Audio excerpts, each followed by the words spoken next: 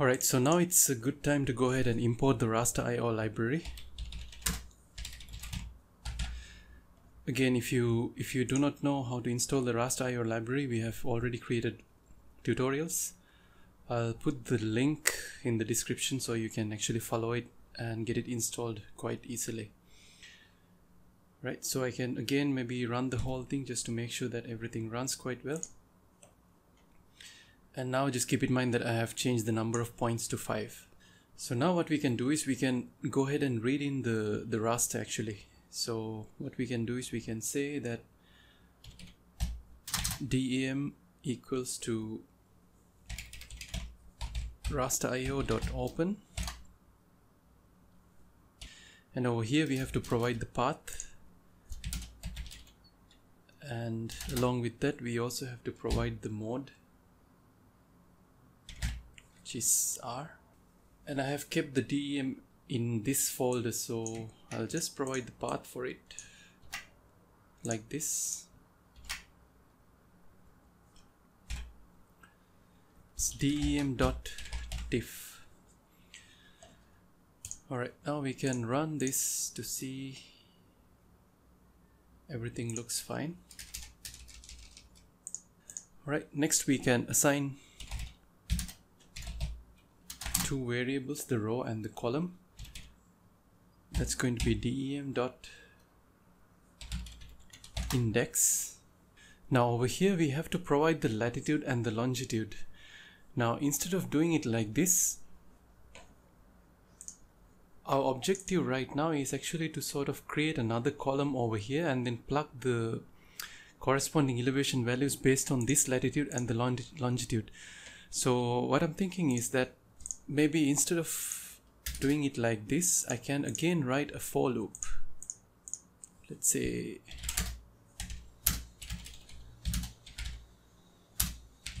in this same thing, and before that I can create another column called elevation. Again, I'm going to assign an initial value of 0 for everything, but later on I'm going to actually extract the elevation from here and then fill it into that table. So let me do the indentation for this. So what this is going to do is actually during each iteration it's going to read in the DEM, and I think we don't necessarily need to do that. Instead we can actually read in the DEM before it proceeds into the loop. And over here we can start assigning the indexes. So alright, here you are supposed to provide the longitude and the latitude of each row.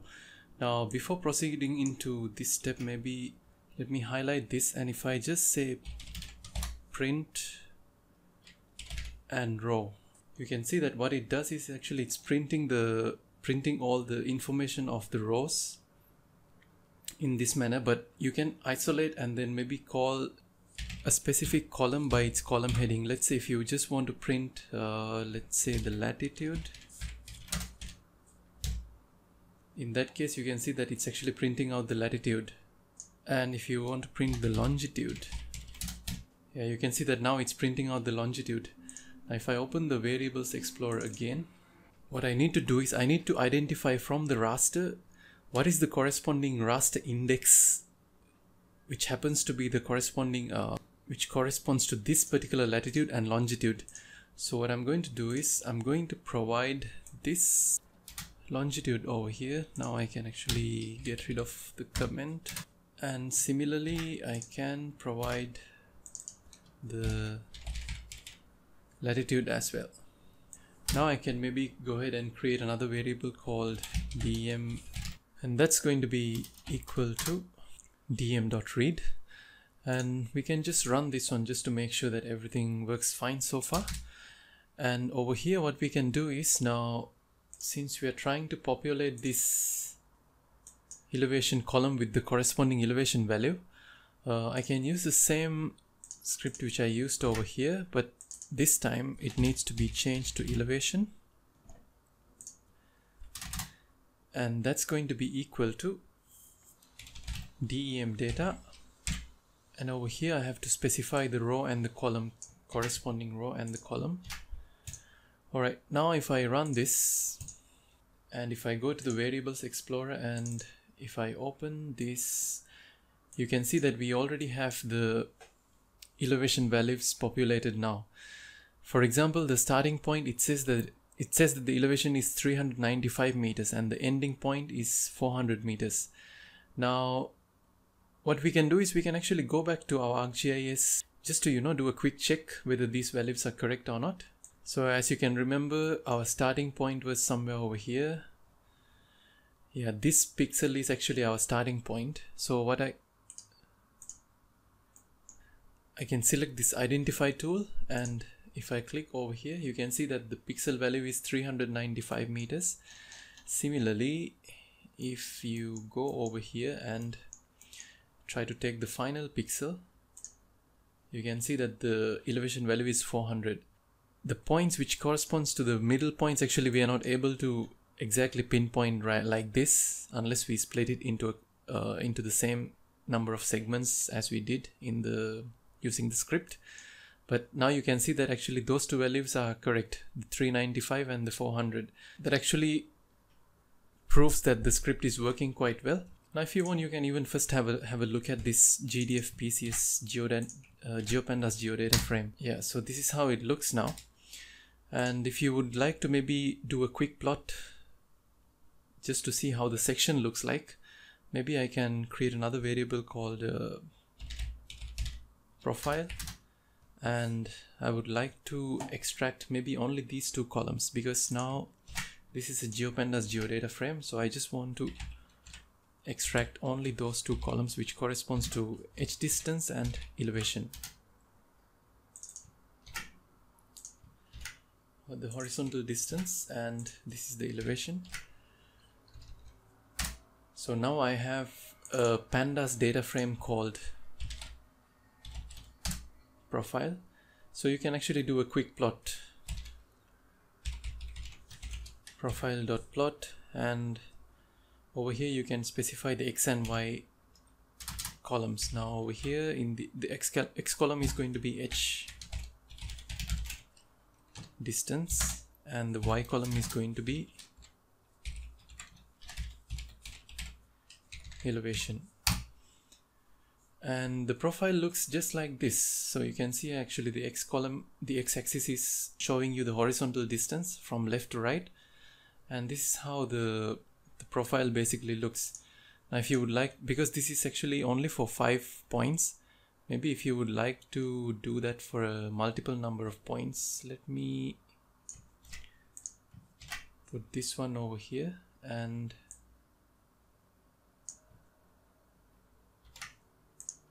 let's say now if I increase the number of points to something like 50, yeah, this one I have to put it out from the loop. And now let me go ahead and run this. And now you can see actually the profile looks quite detailed.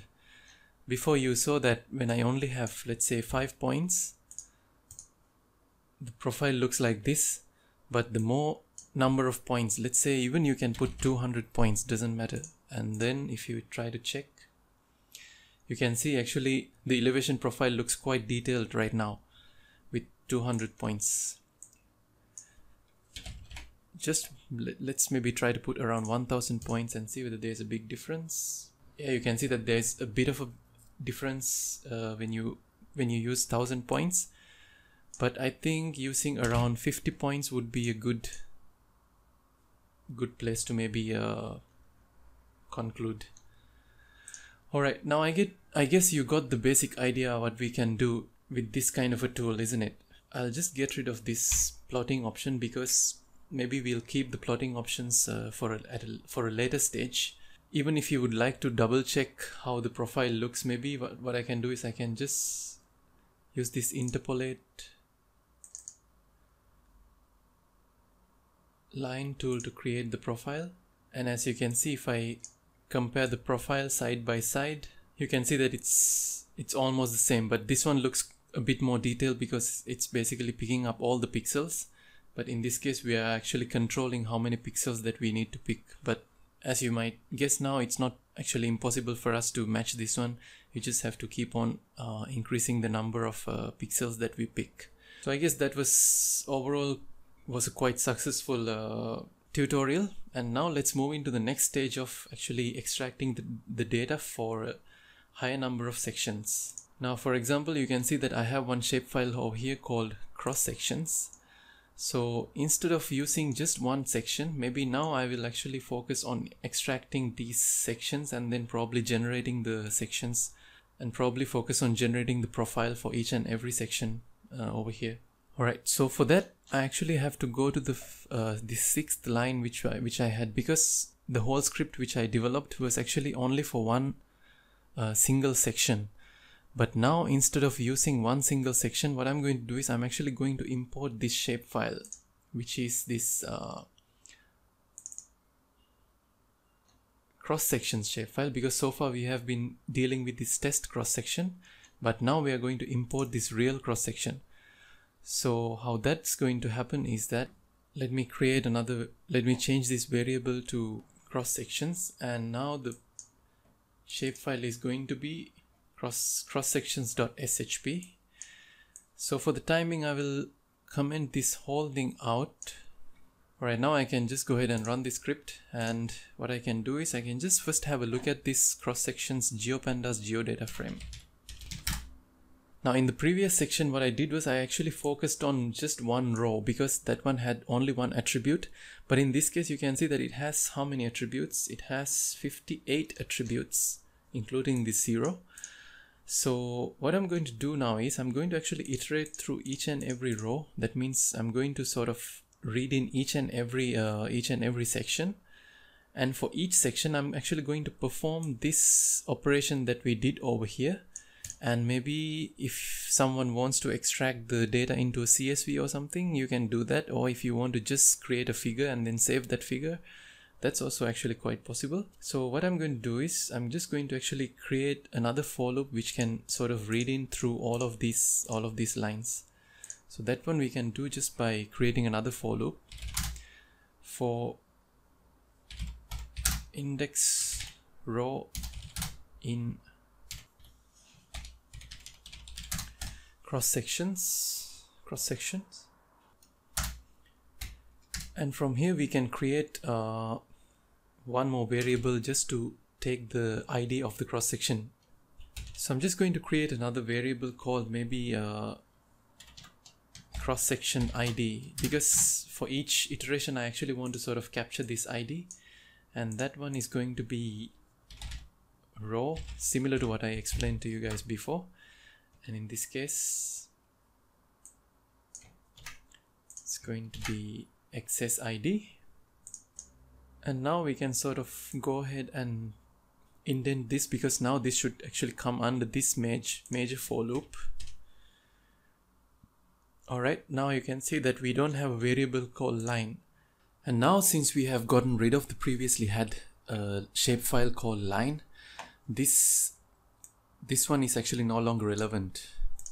So now you have to extract the starting coordinates and the ending coordinates of each cross-section ID using this row variable. So I can actually do a replacement like this. Now it's going to be row.geometry. Just make sure you put it in square brackets, and over here as well. Alright, so before going into the next section, I would just like to maybe highlight this whole thing and then comment it out, and just run the script only for these few statements, these few lines of code, just to make sure that it's working properly. Yeah, now you can see that we don't have any error, so that we can sort of go ahead and include this part as well. Alright, now what's happening over here is that it's actually iterating through each and every row over here, and it's detecting the line string, and it's extracting the starting coordinates and the ending coordinates for each case. It's going to do this for XS0 all the way up to cross section 57 over here. Alright, so for each iteration now I would like to extract the information that we need. Basically, I would like to extract the information corresponding to the x and y axis of which is required to basically develop a 2D drawing of a cross-sectional profile. So in this case, as you can recall, the x-axis information is actually given by the h distance, the horizontal distance, and the y-axis information is basically given by this elevation. Alright, so during each iteration, let's try to find a way to sort of extract this information, because now we have almost reached the final part of the tutorial. So it's just up to us to, creatively find out a way to sort of store the data that we need. Right, now what I can do is actually from this geodata frame, I can extract just the 2 columns which I need, which corresponds to the horizontal distance and the elevation, and save that into a pandas data frame.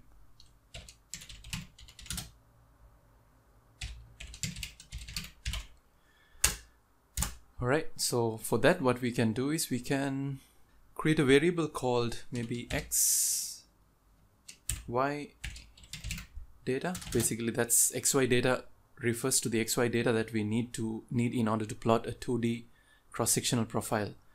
And that's going to be equal to the 2 columns h elevation and the h distance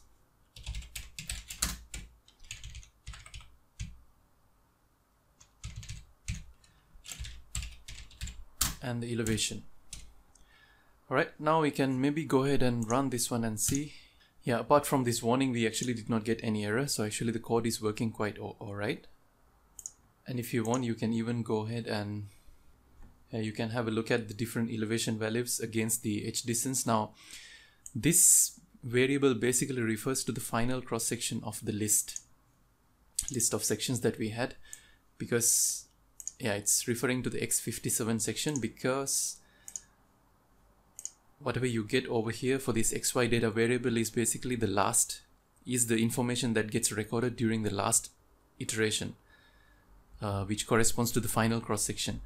So now we will try to find a way to maybe save this information. What we can do is we can save this information into a CSV. It's quite simple.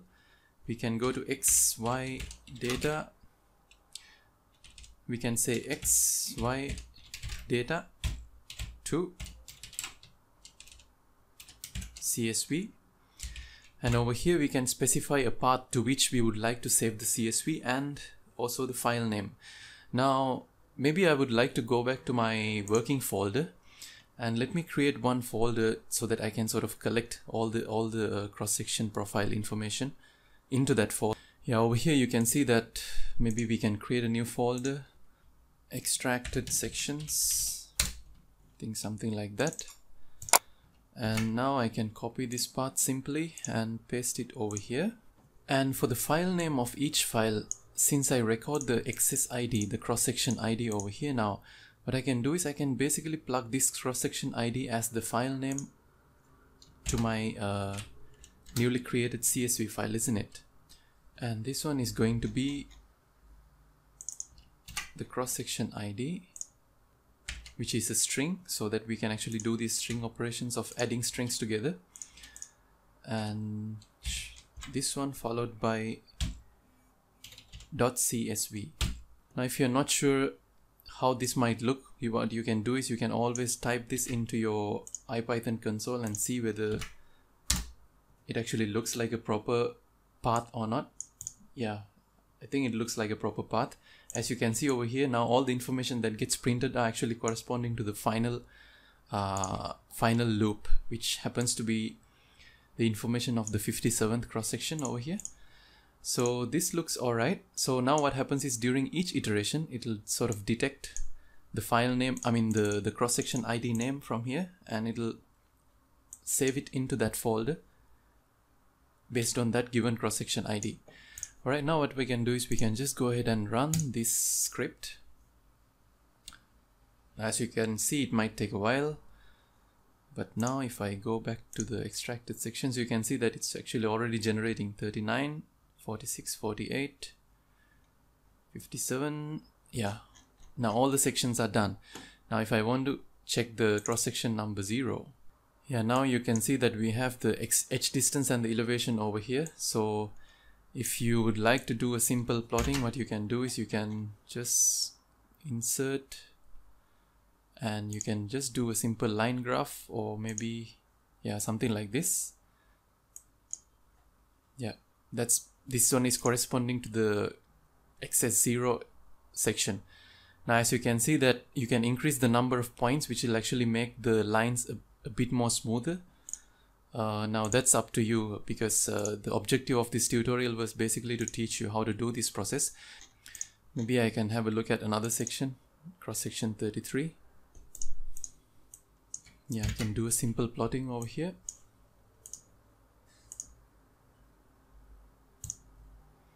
Yeah, this is how the section looks like. It looks like this part probably refers to the river channel bed. Alright, in addition to this, what you also can do is you can even directly do the plotting in Python itself, and then you can actually save the cross-sectional profile graph directly into a folder for all the sections. Right, so now if you want to create individual plots for each graph, each cross-sectional profile, you can even do that. So first make sure that you have imported the matplotlib library.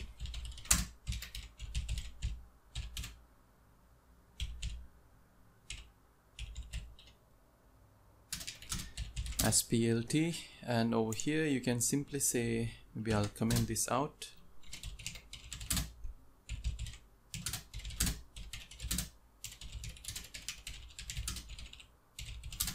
Creating plots for each cross-sectional profile. You just have to define the plotting characteristics over here. First we define plt.plot, and over here what we are going to plot is basically the x values which are corresponding to the h distance, and similarly the y values which are corresponding to the elevation over here. Alright, and now since we do this now because we are actually trying to use the matplotlib library, the capabilities of matplotlib library. But if you just want to directly plot the pandas data frame, you actually don't have to use the matplotlib library exclusively. But now since we're actually trying to save the figures, we do the plotting in a bit of a different way from what I showed you before. So that's why the script actually looks like this. And now we can actually define the plotting characteristics, such as you can define an x label. So in our case, the x label is basically going to be the distance,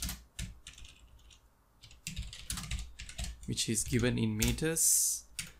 We also can define the y label, and the y label is going to be elevation, that's also in meters. And we can also actually specify a grid.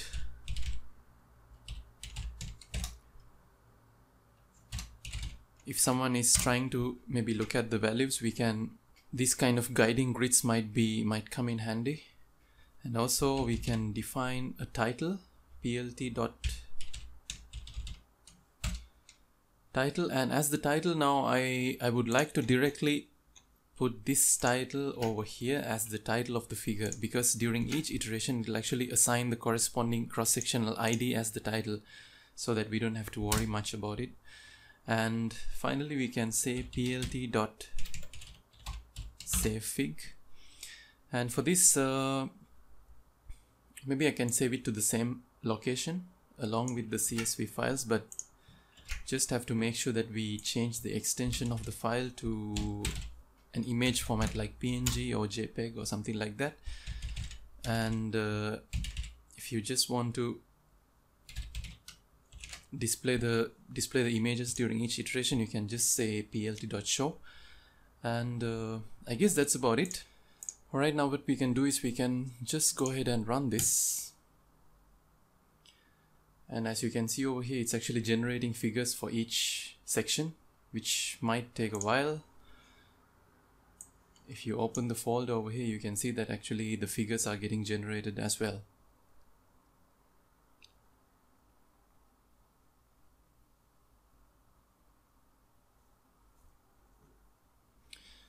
Alright, what you can do now is maybe have a look at these figures, and this is how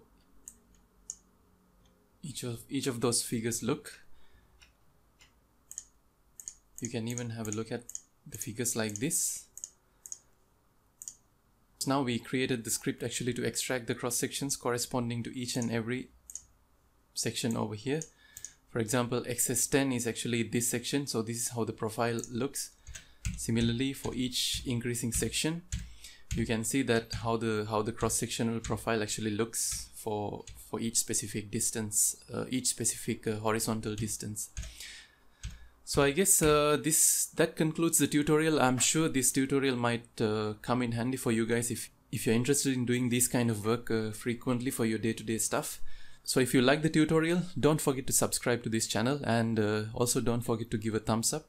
That'll actually help us immensely to make our work reach as many viewers as possible. So thanks a lot for watching, guys. If you do have any questions, you know what to do. Just comment them down below and we'll get back to you as soon as possible. So I'll see you again with another exciting tutorial just in a couple of days. Take care, guys.